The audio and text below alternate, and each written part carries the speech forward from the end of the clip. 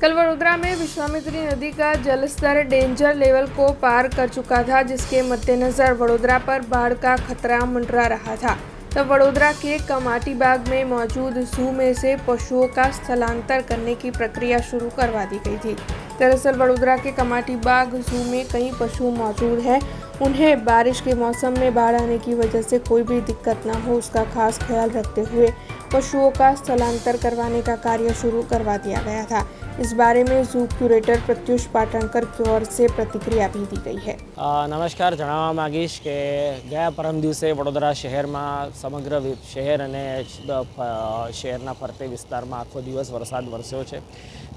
उपरवास में आजवा अने तरफ पण घणो वरसाद थयो छे अने गई काले आजवाना 62 दरवाजा थोड़ा समय माटे खोलवामां आवेल हता, जेना कारणे नदीनुं लेवल जे छे ऊपर आव्युं छे અને નદીનું લેવલ ઉપર આવવાથી જૂના બે સૌથી નીચાણવાળા વિસ્તારમાં પાણી ભરાયા છે।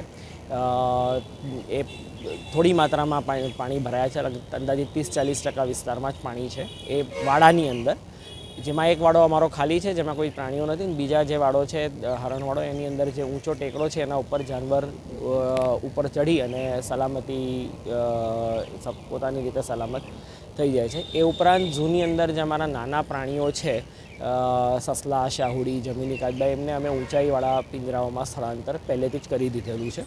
તે સિવાય અન્ય કોઈ હાલ પરિસ્થિતિ એટલી ગંભીર જણાતી નથી અને સદનસીબે વરસાદ ગઈકાલથી બંધ છે અને ધીમે ધીમે પાણીનું સ્તર નીચે જઈ રહ્યું છે। પ્લેનેટરિયમમાં પણ ગઈકાલે પાણીનું સ્તર ઉપર આવવાથી પ્લેનેટરિયમમાં પણ અંદાજિત 4-5 ઇંચ જેટલું પાણી ભરાયું હતું, જે હાલ હમણાં તપાસ કરતાં ઉતરતું થયું છે અને આશા રાખીએ છીએ કે જો આવી રીતના વરસાદ બંધ રહેશે તો અંદાજિત પાણી જે ચડીને આવ્યું છે એ સાંજ સુધીમાં પાણી ઉતરી જાય। આજે પણ ઝૂમાં પણ જે ગઈકાલે પાણી હરણના પિંજરામાં જે આવ્યું હતું એ લગભગ અંદાજિત 1 ફૂટ જેટલું આજે ઓછું થયેલ જોવા મળેલ છે।